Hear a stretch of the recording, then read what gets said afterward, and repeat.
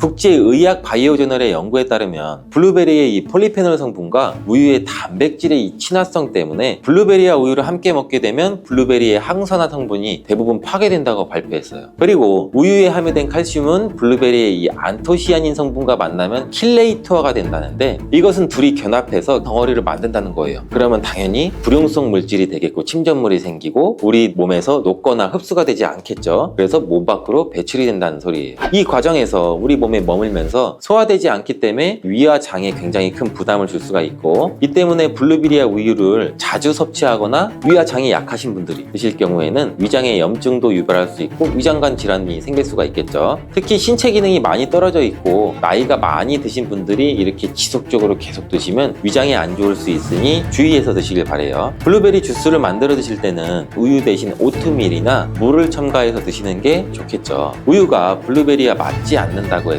요거트도 맞지 않는다는 것은 아니에요. 요거트는 발효 과정을 거쳐 단백질이 쉽게 분해되기 때문에 항산화 성분의 흡수율을 오히려 높여줘요. 요거트에 냉동 블루베리를 얹어서 먹는 것은 좋은 블루베리를 먹는 방법이 되겠습니다. 블루베리를 드실 때 주의하셔야 할 분들도 있어요. 블루베리에는 살리실산이라는 성분이 있는데 이것 때문에 알레르기 반응을 일으키는 분들이 간혹 있거든요.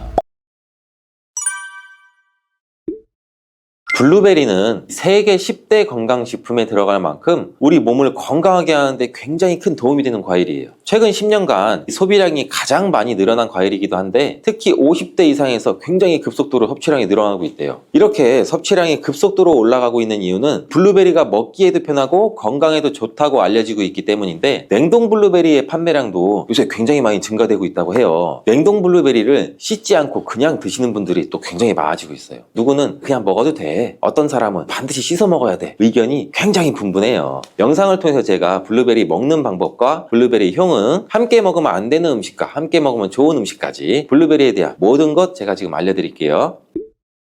먼저 냉동 블루베리를 씻어야 되느냐 그냥 먹어도 되느냐 제가 정리해 드릴게요. 결론부터 말하자면 씻어서 드시는 것이 안전하다입니다. 먼저 냉동 블루베리를 구입하셨다면 식품의 유형을 한번 확인하시기 바래요. 식품 유형에 과체 가공품이라고 적혀 있다면 씻어서 냉동한 블루베리이기 때문에 그냥 드셔도 되시긴 해요. 근데 식품 유형에 농산물이라고 표기가 되어 있다면 이것은 씻지 않고 냉동되어 유통된 블루베리이기 때문에 반드시 씻어서 드시는 게 좋아요. 근데 간혹 식품 유형이 표기가 되어 있지 않은 제품들도 있는데 이런 제품은 당연히 씻어 드시는 게 좋겠죠. 2022년 한국소비자연맹에서 현재 시중에 판매되고 있는 냉동과일, 블루베리, 망고, 딸기 등등 제품을 선정해서 안전성 평가를 했는데, 과체 가공품 같은 세척과일 제품에서 미생물, 잔류농약, 곰팡이, 독소 등의 검사에서 규격 기준에는 적합하긴 했지만 이 미생물과 잔류농약이 검출된 제품들도 있었어요. 이 자료를 바탕으로 한다면 이 냉동 블루베리 제품도 이미 씻어서 유통이 되고 있다고 할지라도 한 번 정도는 씻어 드시는 게 좋겠어요. 블루베리 씻는 방법은 흐르는 물에 약 30초 정도만 씻어주면 되는데, 깨끗이 빡빡 씻는다고 블루베리를 물에 오래 담가두거나 흐르는 물에서도 오래 씻으면 안 돼요. 블루베리에 함유된 안토시아닌 성분은 수용성이기 때문에 영양소가 다 빠져나가 버릴 수 있어요. 잔류 농약 또한 수용성이기 때문에 흐르는 물에 약 30초 정도만 씻어도 충분하니 걱정 말고 드셔도 괜찮습니다. 블루베리는 특별히 생과일보다 냉동 블루베리가 이 안토시아닌 함량이 높다고 해요. 이 시드니의 뉴사우스 웨일즈 대학의 연구진이 블루베리를 건조, 냉장, 냉동했을 때 핵심 영양소가 어떻게 변화되는지 실험을 했는데, 안토시아닌의 함량이 블루베리 1g당 생과일일 때는 7.2mg, 냉장 보관했다가 2주가 지났을 때는 5.7mg로 줄었고 건조했을 때는 4.3mg로 더욱 줄었대요. 근데 냉동 한 달 후에는 8.1mg으로 오히려 생과일 때보다 늘어났고, 냉동 3달이 지나자 7.9mg로 소폭 줄었지만 역시 생과일 때보다 많은 함량이 확인되었다고 해요. 실험 결과로만 보면 블루베리는 냉동으로 드시는 것이 가장 많은 영양분을 섭취할 수 있다는 말이 되겠네요. 추가로 눈 건강이나 심혈관 질환, 당뇨 등에 도움이 많이 되는 시중에 이 안토시아닌 함량이 개런티된 영양제도 많이 나와 있으니 꼭 블루베리나 빌베리와 같은 영양제를 드시려면 건강기능 식품으로 제조된 안토시아닌이 최소 최소 50mg 개런티 된 제품을 드시는 게 굉장히 좋겠죠. 그렇다면 다른 채소나 과일은 냉동했을 때 핵심 영양소의 함량이 어떻게 될까요? 이 영양소에 따라 보존력이 강한 것도 있고 약한 것도 있는데, 딸기의 한 종류인 이 라즈베리는 폴리페놀 성분이 핵심 영양소예요. 생과일일 때보다 냉동일 때가 킬로그램당 폴리페놀 함량이 약 100mg 정도 상승하는 것으로 나타났고, 당근의 경우에는 핵심 영양소가 이 베타카로틴이라는 거 많이들 알고 계시잖아요. 냉동 보관했을 때 3개월이 지나면 베타카로틴의 함량이 현저히 떨어져요. 이렇듯 냉동 채소, 냉동 과일은 핵심 영양 성분에 따라서 함량이 높아질 수도 있고 낮아질 수도 있어요.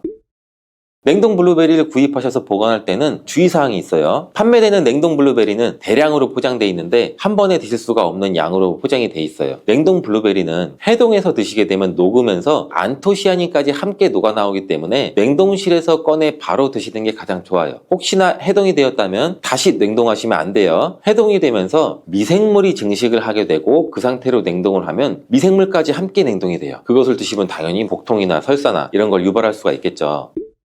블루베리의 핵심 영양소인 안토시아닌은 폴리페놀의 일종으로 식물에 굉장히 많이 함유된 청자색을 띠는 성분이에요. 블루베리의 색깔이 짙은 보라색을 띠는 것은 바로 이 안토시아닌 성분 때문에 그런데, 안토시아닌의 과일변 함량에서는 빌베리 블루베리가 가장 높은 함량을 가지고 있는 것으로 알려져 있는데, 안토시아닌 함량이 높고 좋은 빌베리일수록 우리가 먹었을 때 입안에 보랏빛으로 착색이 심하게 되는 경우가 많아요. 인공색소가 아니기 때문에 전혀 걱정 안 하셔도 되고, 10분 정도 지나면 자연히 없어지니 시중에 빌베리, 블루베리가 포함된 건강기능 식품을 드셨을 때 오히려 착색이 되더라도 전혀 걱정하지 않으셔도 돼요. 안토시아닌의 가장 큰 효능은 눈을 건강하게 한다는 것. 이 안토시아닌은 로놉신의 제합성을 촉진시켜서 이 시력을 보호하고 백내장이나 안구건조 등 망막염 등 눈질환을 예방하기도 해요. 눈의 피로와 노화를 방지해서 초기 근시도 예방하는 것으로 알려져 있는데, 강력한 항산화 물질인 이 안토시아닌은 우리 몸의 활성산소를 제거해서 세포의 노화를 방지해 주는데 뇌 세포의 노화까지 같이 예방을 해준다고 해요. 폴리페놀 성분인 이 안토시아닌은 우리 뇌의 신경세포를 보호해주고 신경 전달 물질의 분비를 촉진시켜 뇌 기능도 향상시켜주면서 뇌의 해마를 자극해서 기억력도 향상시키고 치매를 예방하는 데도 도움을 줄 수가 있다고 해요. 이 테로스틸벤 성분이 뇌의 신경 전달 물질인 도파민과 노르에피네프린의 분비를 촉진시켜서 집중력을 향상시키는 데에도 도움을 주는 것으로 알려져 있고요. 간단히 말하자면 블루베리를 꾸준히 섭취하시면 기억력, 집중력을 향상시키고 치매를 예방하는 데에도 조금이나마 도움을 줄 수 있다는 거예요. 또한 활성산소를 제거하는 이 안토시아닌은 피부 미용에도 굉장히 좋은 효능을 발휘하는데, 이 피부 노화를 방지할 뿐만 아니라 염증을 제거하고 억제하는 효과도 있어 여드름 피부를 개선하는 데에도 도움이 돼요. 또한 비타민과 미네랄이 풍부해서 피부를 건강하게 유지하고, 풍부한 안토시아닌과 비타민C는 피부의 수분을 유지하는 데도 도움을 주고 주름도 예방하고 피부 톤도 밝게 하는 데도 도움을 줄 수가 있죠. 그리고 풍부한 식이섬유는 장의 운동을 촉진시켜주고 장내의 노폐물도 흡착하고 배출을 시켜서 피부 트러블 개선하는 효과도 같이 가지고 있어요. 나이가 들면서 머리 숱도 줄어들게 돼서 탈모를 걱정하시는 분들도 굉장히 많은데, 블루베리가 탈모 예방에도 굉장히 효과적이에요. 블루베리에 들어있는 이 안토시아닌은 튼튼한 모발이 자라날 수 있도록 모낭세포를 자극해주고 두피세포의 노화를 예방해서 탈모를 또 예방하게 되는 거예요. 블루베리에 함유된 또 비타민C는 머리카락 조직 형성에 필수적인 성분이고 콜라겐 생성을 촉진시킬 수 있는 성분이어서 모발을 강화하고 두피 건강을 증진하는 데에도 굉장히 큰 도움이 돼요. 항산화 성분이 안토시아닌은 머리카락 세포도 송산시키는 이 자유라디칼을 제거하고 머리카락 손상을 예방하는 데 도움이 돼서 탈모를 또 예방하는 그런 원리죠. 블루베리는 당뇨의 위험이 있는 분들한테 굉장히 큰 도움이 되거든요. 블루베리, 빌베리는 혈당 수치를 낮춰주고 당분을 에너지원으로 사용하는 이 신진대사의 과정을 촉진해주는 효능이 있어요. 미국의 당뇨병 협회는 빌베리, 블루베리를 당뇨병 슈퍼푸드라고 부르면서 블루베리를 꾸준히 드시면 인슐린 감수성을 향상시키고 혈당을 낮추는 데 도움이 된다고 발표했어요. 블루베리에 대한 연구를 굉장히 많이 진행을 했는데, 하루에 약 150g의 블루베리를 섭취한 실험군은 혈당 스파이크의 발생이 현저히 낮아졌고 인슐린 수치 또한 낮아진 것으로 확인되었다고 발표했어요. 블루베리에 함유된 이 안토시아닌뿐만 아니라 칼륨, 비타민 B6는 또 심장 건강을 지키는 데 굉장히 큰 도움을 주는데, 이 성분은 우리 몸의 콜레스테롤과 혈액의 지방을 감소시켜서 혈액순환을 또 원활하게 해준다고 해요. 이러한 효능으로 심장마비나 협 협심증을 일으키는 죽상동맥경화증을 예방하는데 굉장히 큰 도움을 주게 되죠. 또한 호모시스테인이 우리 몸에 과다하게 축적이 되면 혈관을 손상시켜요. 그리고 혈전을 생성해서 이 심장마비, 뇌졸중 이런 심혈관 질환을 유발할 수 있는데, 블루베리의 풍부한 엽산과 비타민 B6는 호모시스테인의 축적을 방지해서 심혈관 질환도 예방할 수가 있어요. 블루베리를 많이 드시는데 이 블루베리 잎에는 관심이 별로 없는 것이 사실이에요. 블루베리 잎이 열매의 항산화 효능보다는 뛰어나다고 하는 사실 알고 계신가요? 블루베리 잎은 열매보다 이 안토시아닌 함량이 또 높고, 또한 폴리페놀의 일종인 클로로겐산의 함량도 높아서 열매보다 항산화 효과가 20배에서 30배 정도 높은 것으로 알려져 있어요. 굉장히 놀랍지 않아요? 이러한 블루베리 잎은 차로 우려서 드시면 되는데, 물 1리터 정도에 잎 약 4g 정도를 넣고 10분 정도 끓인 후에 식혀서 드시면 돼요. 블루베리가 새콤달콤 맛이 난다면 블루베리 잎차는 구수한 맛이 나더라고요.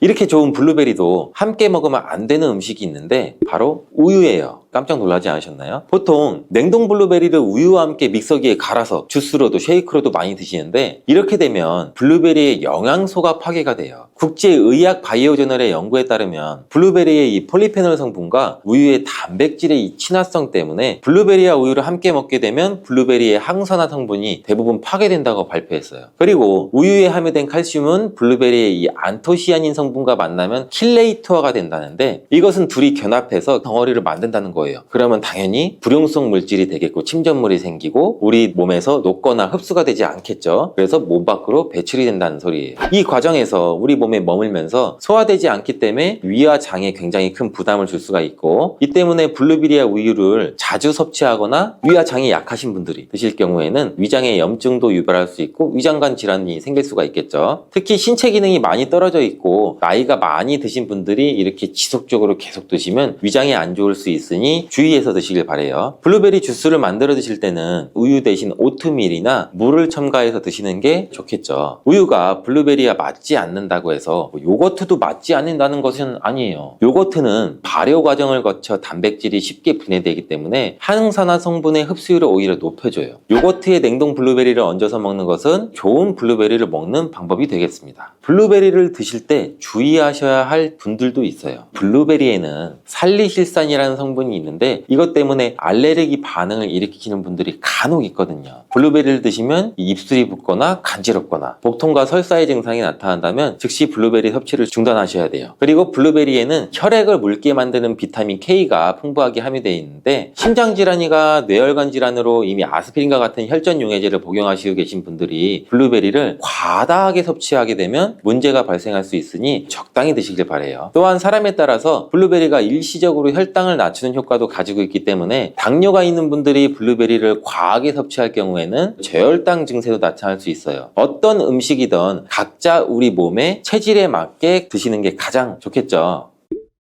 그래서 혈관에 문제가 생기기 시작하면 여러 가지 질병이 쫙 뻗어 나타나는 거예요. 대표적인 혈관성 질병이 고혈압, 당뇨, 치매 등등이 있잖아요. 이런 중요한 혈관을 건강하게 만들기 위해 반드시 섭취해야 되는 채소가 오늘의 주인공, 바로 양파예요. 이 양파의 첫 번째 효능은 바로 혈관을 깨끗하게 청소해준다는 거예요. 혈관이 부드럽고 탄력이 좋아야 되는데 나이가 들면 들수록 딱딱하고 혈관벽이 두꺼워지고 콜레스테롤 때문에 혈관벽이 좁아지기도 하고 혈전이 생겨서 혈액순환도 안 되고, 이렇게 되면 당연히 고혈압이나 뇌졸중 등 혈관 질환이 나타나게 되겠죠. 이러한 혈관 질환을 예방하는 데 양파가 굉장히 좋은 역할을 하게 돼요. 양파에는 혈관 질환에 도움을 주는 중요한 성분 2가지가 들어있는데, 양파를 썰면 눈물을 나도록 하는 성분이 알리네이즈라는 성분이에요. 알리네이즈는 휘발성이기 때문에 눈이 메어지는 건데, 이 성분은 항산화 작용이 뛰어나서 활성산소를 제거해서 혈관이 손상되는 것을 막아주겠죠.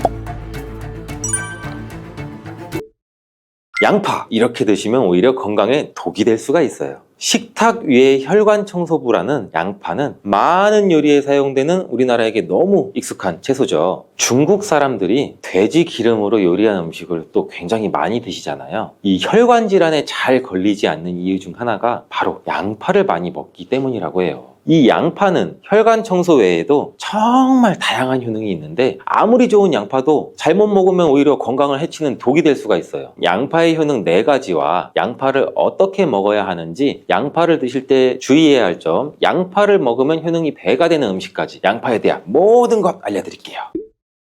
나이가 들면서 가장 신경 써야 할 부분이 저는 혈관 건강이 아닌가 싶어요. 노화가 진행되면서 당연히 우리 세포나 혈관의 노화도 진행이 되는데 사람 몸의 혈관의 길이가 무려 약 10만 킬로미터, 무려 우리 지구 지름이 약 4만 킬로 정도 된다고 하는데 지구를 2바퀴나 돌 수 있는 길이에요. 이렇게 긴 혈관이 우리 몸속에 있는데 온몸 구석구석 혈관이 그럼 닿지 않는 데가 없겠죠. 그래서 혈관에 문제가 생기기 시작하면 여러 가지 질병이 쫙 뻗어 나타나는 거예요. 대표적인 혈관성 질병이 고혈압, 당뇨, 치매 등등이 있잖아요. 이런 중요한 혈관을 건강하게 만들기 위해 반드시 섭취해야 되는 채소가 오늘의 주인공, 바로 양파예요. 이 양파의 첫 번째 효능은 바로 혈관을 깨끗하게 청소해준다는 거예요. 혈관이 부드럽고 탄력이 좋아야 되는데 나이가 들면 들수록 딱딱하고 혈관벽이 두꺼워지고 콜레스테롤 때문에 혈관벽이 좁아지기도 하고 혈전이 생겨서 혈액순환도 안 되고, 이렇게 되면 당연히 고혈압이나 뇌졸중 등 혈관 질환이 나타나게 되겠죠. 이러한 혈관 질환을 예방하는 데 양파가 굉장히 좋은 역할을 하게 돼요. 양파에는 혈관 질환에 도움을 주는 중요한 성분 2가지가 들어있는데, 양파를 썰면 눈물을 나도록 하는 성분이 알리네이즈라는 성분이에요. 알리네이즈는 휘발성이기 때문에 눈이 메어지는 건데, 이 성분은 항산화 작용이 뛰어나서 활성산소를 제거해서 혈관이 손상되는 것을 막아주겠죠. 노화도 방지해주고, 이 혈액이 뭉치는 현상도 억제하고 혈액순환도 원활하게 해주는데 도움을 줘서 혈중 콜레스테롤 수치도 낮춰주는데 도움을 주고, 혈관질환, 고혈압, 동맥경화 같은 이런 질환도 예방하는데 많은 도움을 줄 수 있다고 해요. 이뿐 아니라 혈당 조절에도 도움을 줘서 당뇨를 예방하는 데에도 효과가 있는 것으로 알려져 있어요. 양파에는 또 2021년 1년 동안 2300편의 논문이 나올 정도로 주목받고 있는 성분이 있는데, 바로 퀘르세틴이라는 성분이에요. 퀘르세틴은 그만큼 많은 효능이 있고 계속해서 지금도 효능들이 발견되고 있어요. 양파에는 이 퀘르세틴이 정말 많이 함유가 되고 있는데, 퀘르세틴의 많은 효능 중 가장 큰 효능이 바로 혈관을 깨끗하게 청소해준다는 거예요. 또한 강력한 항산화 물질인데, 활성산소가 많으면 혈관 세포도 손상시키고 노화시킨다고 말씀드렸잖아요. 각종 질병을 일으키는 원인을 제공하기도 하는 활성산소를 제거해줘서 혈관을 건강하게 도와주는 것이에요. 염증도 같이 잡아주고 암도 예방하고 비염에도 도움을 주는 효능도 있다고 많이들 알려져 있죠. 그렇다면 이 퀘르세틴은 양파 전체에 골고루 함유되어 있을까요? 그렇지 않습니다. 양파는 보통 9겹 정도로 이루어져 있는데, 퀘르세틴은 바깥쪽으로 갈수록 함량이 높아져요. 양파의 속살보다는 껍질의 퀘르세틴 함량이 약 30배에서 100배 정도 높게 함유가 되어 있대요. 그래서 이 퀘르세틴을 많이 섭취하려면 양파를 껍질을 드셔야 되는데, 양파 껍질을 먹을 수 있는 방법으로는 차를 우려서 드시는 것을 많이들 권장을 하셔. 시중에 나와 있는 양파 껍질 차를 구매해서 따뜻한 물에 우려서 드신다면 퀘르세틴을 제대로 흡수하지 못해요. 이 양파 껍질에서 퀘르세틴을 용출해서 차로 드시려면 양파 껍질을 1리터 물에 약 20분 정도 센 불로 끓여주시다가 약불로 30분 정도 더 끓여서 드시면 퀘르세틴이 잘 우려난다고 해요. 이렇게 양파 껍질 끓인 물을 따뜻하게 차로 드셔도 되고, 냉장고에 보관하셨다가 시원하게 드셔도 좋아요. 양파의 2번째 효능은 또 항바이러스 작용이에요. 우리 장염이나 감기, 또 바이러스성 대상포진 걸리셨다면 양파를 드시면 도움을 받을 수 있어요. 이런 증상이 있으시면 우리 몸이 바이러스에 감염이 되었다는 건데, 양파에 퀘르세틴이라는 성분이 많이 함유되어 있다고 했잖아요. 바로 이 퀘르세틴의 효능 중 바이러스를 사면시켜주는 효능이 있기 때문에 도움을 받을 수가 있어요. 감기 독감과 같은 이 호흡기 바이러스에 특히 효능이 좋은 것으로 알려져 있는데, 이 효능은 비타민 C와 함께 드시면 또 효과가 극대화되는데, 양파에는 비타민 C도 함유가 되어 있어요. 항바이러스 효과가 굉장히 뛰어나겠죠. 또 양파에는 알리신이라는 성분도 풍부하게 함유가 되어 있는데, 이 성분도 항균 작용이 뛰어나서 퀘르세틴과 함께 몸에 들어오는 바이러스와 균들을 차단해줘서 우리 몸을 건강하게 유지시켜주는데 큰 역할을 할 수가 있죠. 또 양파의 3번째 효능은 당뇨를 예방하고 혈당을 조절해준다는 것이에요. 당뇨는 췌장에서 인슐린 분비가 제대로 되지 않거나 인슐린의 역할을 제대로 하지 못할 때 발생하게 되잖아요. 높은 혈당이 지속되면 고혈당이라고 하고, 낮은 혈당이 지속되면 저혈당이라고 하죠. 이런 상태가 지속되는 것을 당뇨병이라고 하는데, 이럴 때 혈당을 조절해주는 성분이 바로 인슐린인데, 이 인슐린은 혈당 수치를 적절하게 유지하는 역할을 해줄 뿐 아니라 남는 포도당을 지방으로 저장하는 역할도 해줘요. 또 양파에는 크롬이라는 성분, 미네랄이 굉장히 풍부한데 크롬은 천연 인슐린이라는 별명이 있을 정도로 혈당을 조절하는데 탁월한 효능도 가지고 있어요. 혈당 조절 건강기능식품을 보시면 빠지지 않고 크롬이 함유되어 있는 걸 보실 수가 있죠. 또한 포도당 대사의 항상성도 유지를 시켜주고 혈전이 생기는 것도 방지해주고 혈액순환도 원활하게 하는데 도움을 줄 수가 있어요.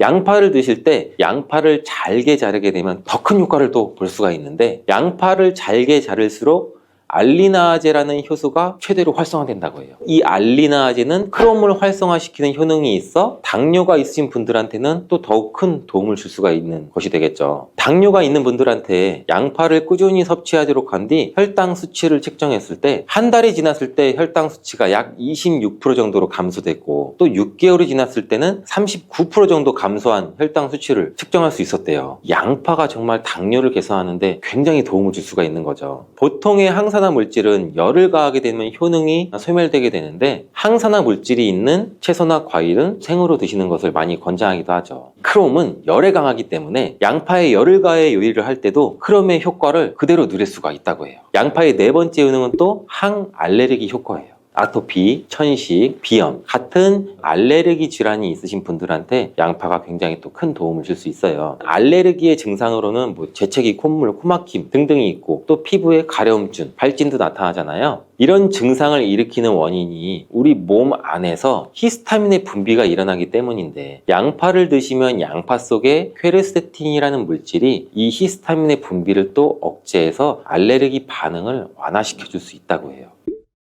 이러한 여러 효능이 있는 양파는 함께 드실 때 효능이 배가 돼서 보약이 되는 잘떡궁합의 식품들이 있는데 첫 번째, 바로 식초예요. 양파를 피클로 만들어 드시면 상큼하니 입안을 개운하게 해주기도 하는데 고기랑 함께 드실 때 참 좋죠. 한 가지 주의할 점은 이런 피클을 만들 때 설탕을 너무 많이 넣으면 오히려 건강에 더 해가 되겠죠. 피클의 맛이 약간은 떨어지더라도 건강을 위해서는 설탕은 빼고 만드시는 것을 추천해 드려요. 또한 식초에는 피로를 유발하는 젖산의 분비를 억제하는 효능이 있고 양파는 피로 회복에 좋은 비타민 B1의 흡수를 촉진하는 효능도 있어 양파와 식초를 함께 드시면 에너지를 충전하고 피로를 회복하는 데 도움을 받을 수가 있죠. 또한 식초는 나쁜 콜레스테롤의 흡수도 억제해서 혈관 건강도 도움을 줘서 우리 몸의 면역력 강화에도 큰 효과가 있습니다. 양파와 함께 드시면 보약이 되는 식품 두 번째는 바로 계란이에요. 이 계란 노른자에는 루테인과 지아잔틴 이 두 가지 중요한 항산화 성분이 풍부하게 함유가 되어 있는데 이 지아잔틴은 자유라디칼이라는 성분으로부터 우리 눈을 보호하죠. 이 자유라디칼은 환경적인 요인이나 노화나 스트레스 등으로 발생해서 우리 세포를 손상시키는 것을 말해요. 눈에 발생하게 되면 심하면 또 실명까지도 이를 수가 있는데 계란에는 콜린이라는 성분이 함유가 되어 있는데 콜린은 대표적인 뇌 건강을 좋게 하는 물질이에요. 아세틸콜린이라고 하는 신경 전달 물질을 만드는 데도 콜린이 작용하기도 하는데 이 아세틸콜린이 부족하게 되면 기억력 저하나 학습 능력의 감소, 더 나아가서 이제 치매도 일으킬 수가 있겠죠. 양파의 퀘르세틴과 알리나제 성분으로 혈관을 깨끗하게 하고 활성산소도 제거해서 혈관 세포를 손상도 막아주는 효과랑 계란의 콜린이 효능이 만나서 뇌혈관을 건강하게 하고 뇌신경을 활발하게 해서 치매 예방에 정말 좋은 음식이 되는 거죠. 양파와 함께 드시면 보약이 되는 식품 세 번째는 마늘입니다. 마늘에는 알싸한 매운맛을 내는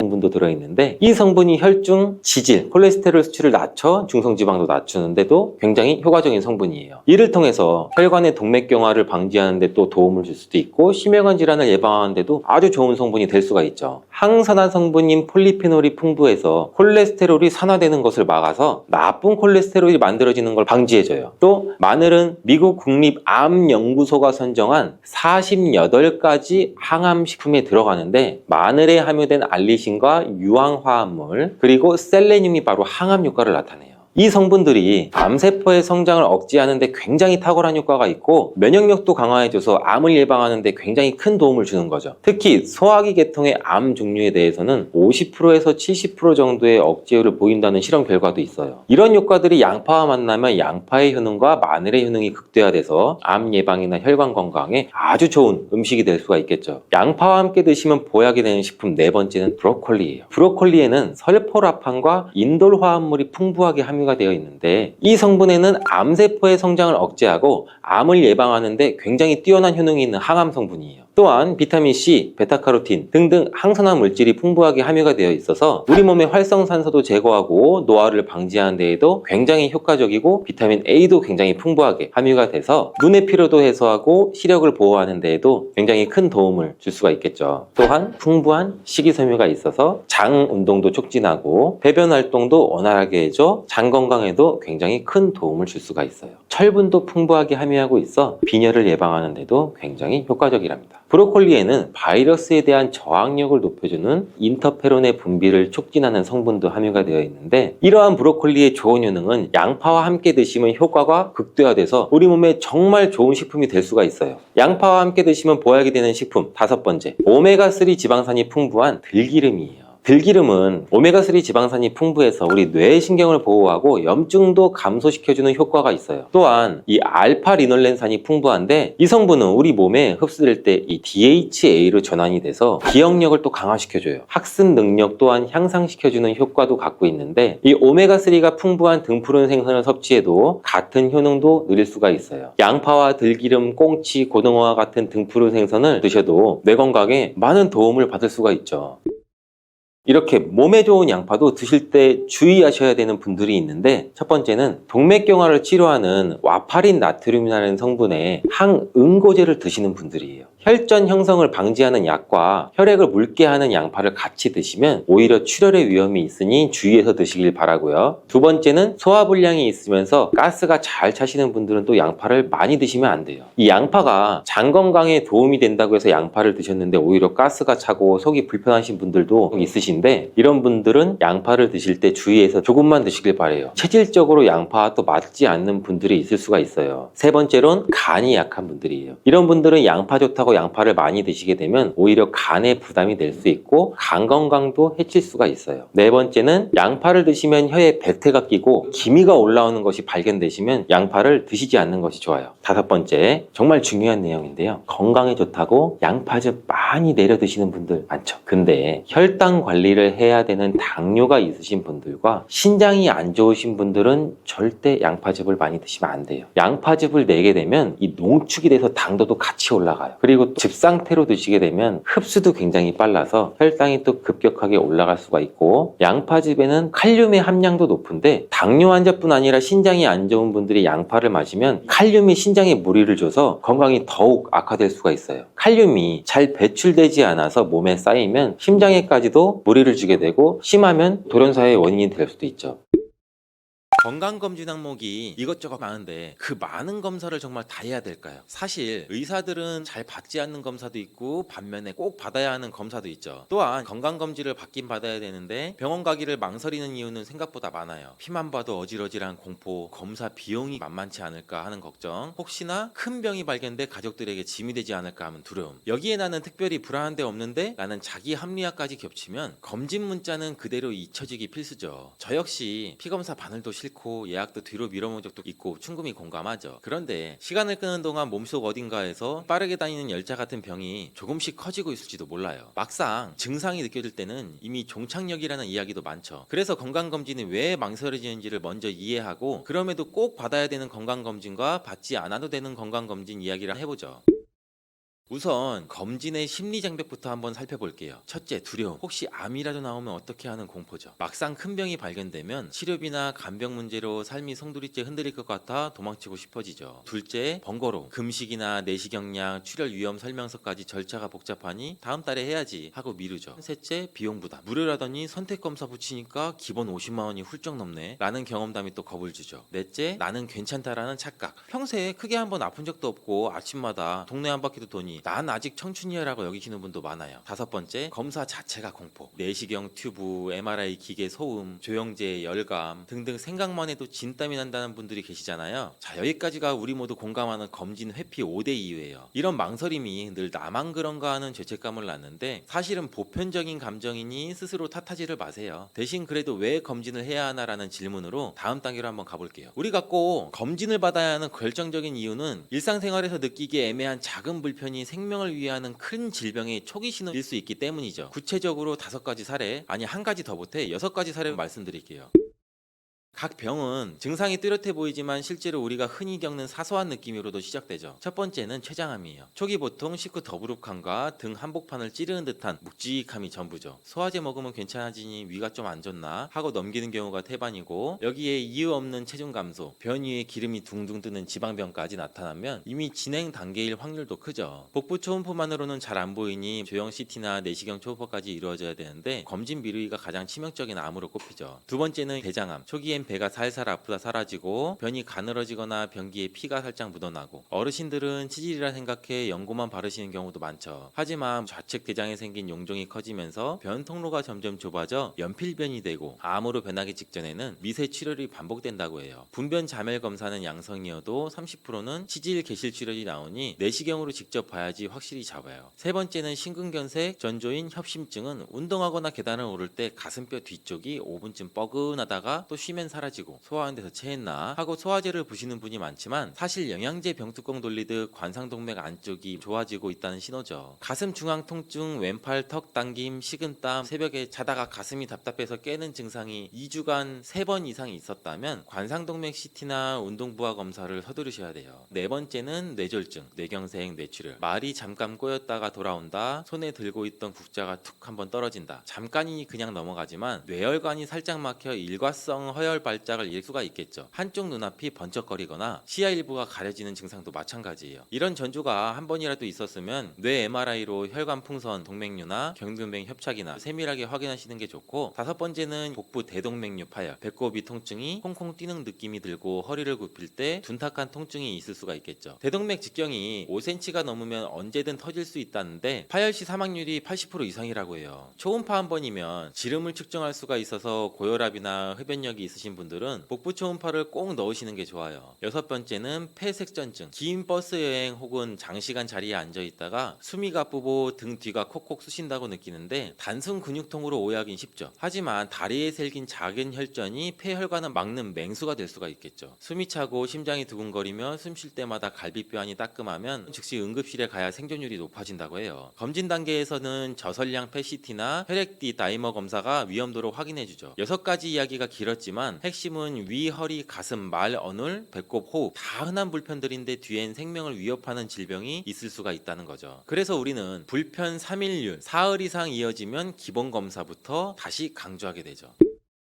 이제 실전 검진 항목을 한번 정리해 볼까요? 필수 7종 세트만 기억해 두시면 돼요. 위 내시경 2년 1회, 속쓰림 가족력이 있으면 매년, 대장 내시경 5년 1회, 용종 가족력 혈변이 있으면 3년, 복부 초음파 12년에 1회, 갑상선 초음파 3년에 1회, 뇌 MRA 60대에 1회, 고혈압 흑형 가족력이 있으면 5년 뒤에 재검, 질식이나 유방 초음파, 난소 자궁 치밀 유방 체크 23년에 1회 여성분들에 해당되고요. 저설량 PET-CT 30년에 1회, 흡연력은 매년 아니면 2, 3년에 1회. 여기에 심전도, 혈압, 공복 혈당, 지질, 신장 간 수치는 국가검진 기본 혈액 소변으로 충분하다고 하고, 그렇다면 굳이 안 해도 되는 검사는 PET-CT, 조영제 없는 복부 CT, 전신 MRI 패키지, 각종 관절 MRI, 무증상 침당 초음파가 대표적이에요. 고급 검진이라는 말에 솔깃할수록 방사선, 조영제 비용, 가짜 양성 스트레스를 같이 떠안게 되죠. 검사를 받을 때는 시기, 준비, 사후 관리 3가지를 한번 기억하세요.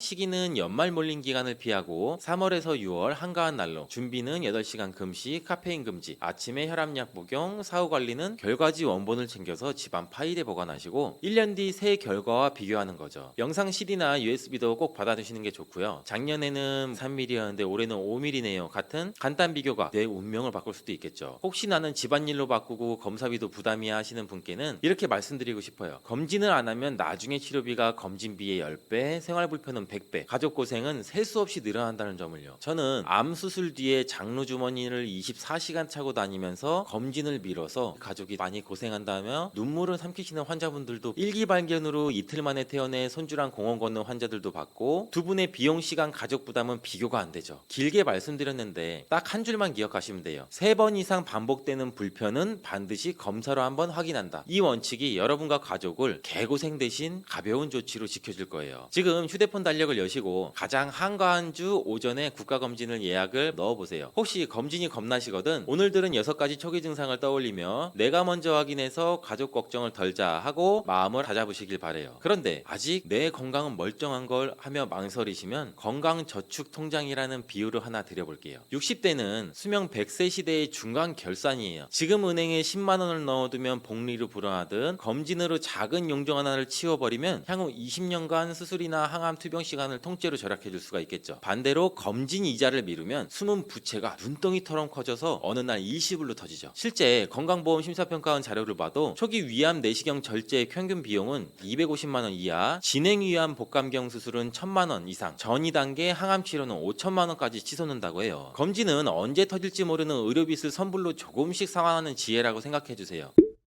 그래도 내시경이 양맛이 고역이고 MRI통 소리가 무섭다는 분들께 편익 꿀팁을 6가지 드릴게요. 첫째, 수면 내시경은 약이 무섭다기보다는 공복 탈수에 취약하니 전날 저녁 미음 한 컵으로 저혈당을 예방하세요. 둘째, 내시경 전 장 세정되는 얼음물에 타면 단맛이 줄어들어 훨씬 더 먹기 쉬워요. 셋째, MRI 공포증은 귀마개나 아이마스크, 심호, 의학적으로 증명된 완화법이라고 해요. 넷째, 가격 걱정은 공단 제공 기본봉사에 복부, 갑상선, 초음파만 추가해도 대다수 질병을 걸을 수가 있어서 20만원 선이면 충분해요. 다섯째, 결과 듣기 무서워하시죠? 정상이면 축하 파티, 이상이 있으면 조기 치료라는 둘 다 이득이라는 사실을 기억하세요. 여섯 번째, 동네 병의원부터 검진 내용을 공유하면 향후 약 처방 진료 연계가 빨라져 불필요한 중복 검사를 막을 수가 있어요.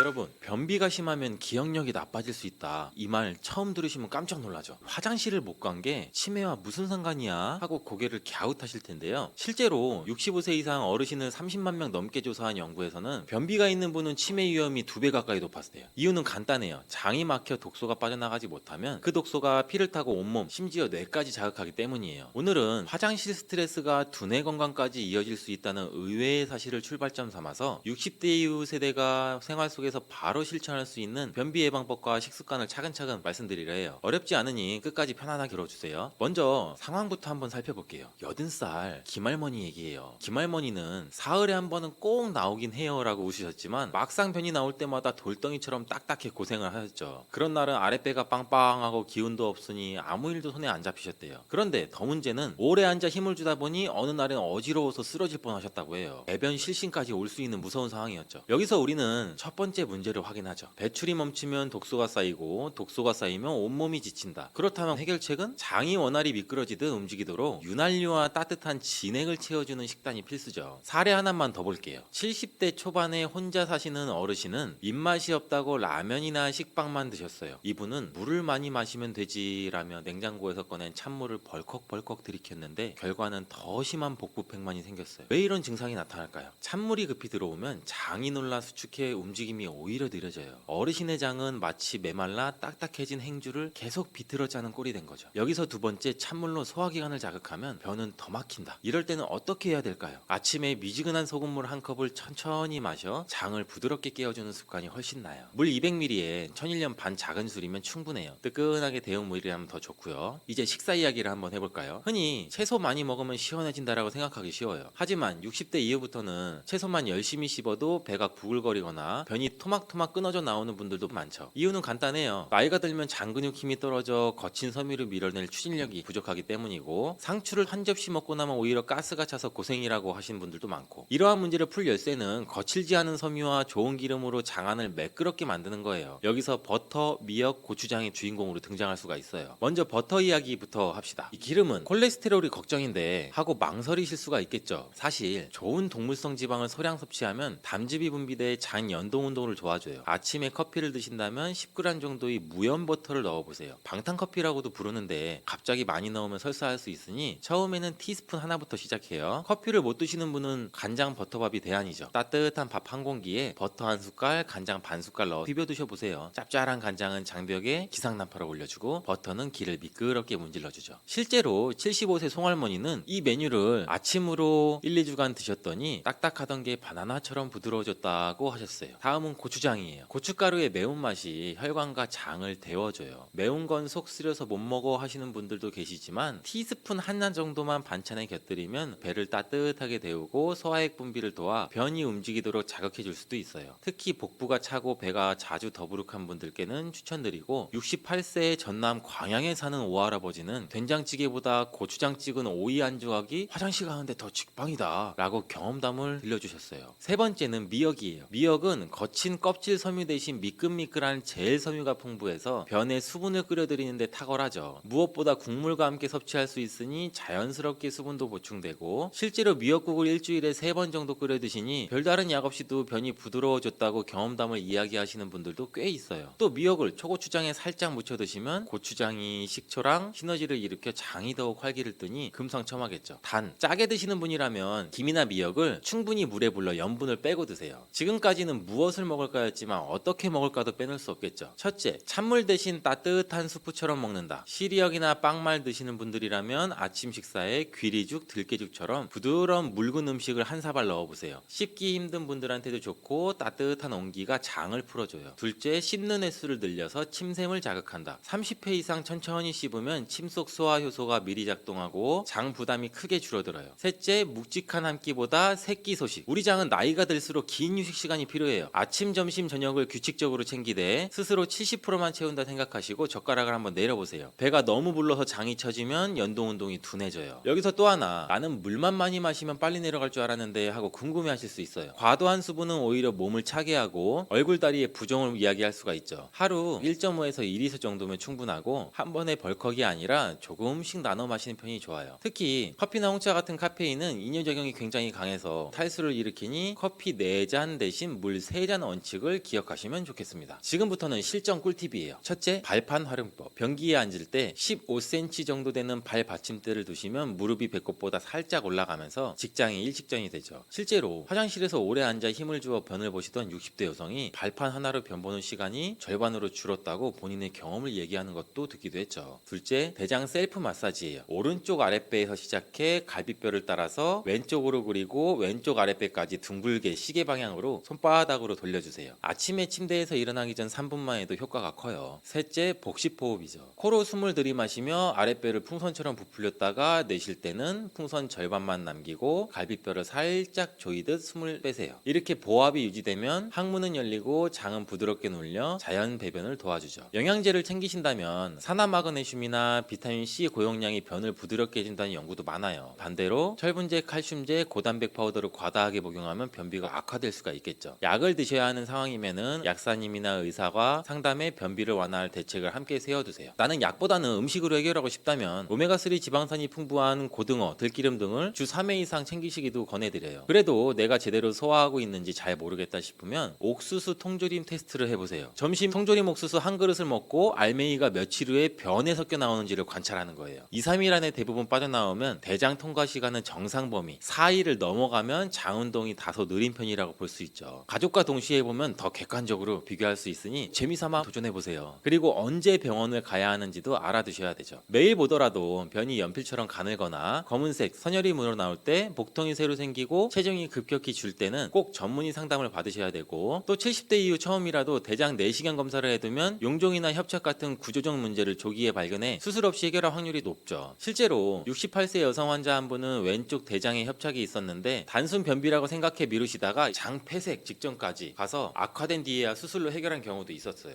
노인 변비는 단순히 불편함에 그치지 않고 실신이나 장 폐색 심하면 치매 위험까지 높일 수 있는 중요한 건강 신호예요. 거친 채소만 많이 먹자는 옛 관념에서 벗어나 버터나 고추장, 미역처럼 장을 미끌거리게 하고 장을 깨워주는 음식과 따뜻한 소금물, 규칙적인 식사 시간을 통해 장 속에 진액과 윤기를 한번 채워줘 보세요. 발판, 마사지, 복식호흡 같은 작은 습관이 약보다 강력한 처방이 될 수가 있죠. 무엇보다 오늘 화장실에서 편안했는가를 매일 스스로 한번 체크하신다면 장도 뇌도 더 오래 건강할 수가 있겠죠.